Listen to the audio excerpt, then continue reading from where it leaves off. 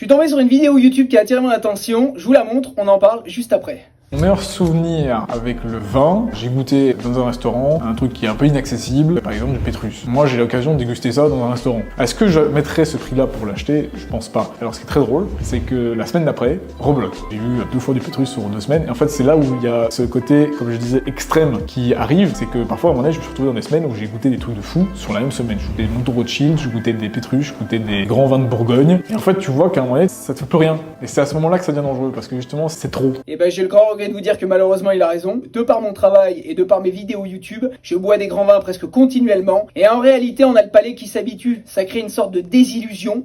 Et finalement, on y prend beaucoup moins de plaisir. Et à contrario, quand on est invité chez des amis ou de la famille et qu'une piquette est ouverte, ça devient presque très compliqué de la boire parce qu'on a le palais qui est tellement habitué à une telle exigence que du coup on n'y prend plus du tout de plaisir et c'est même parfois dur de le boire.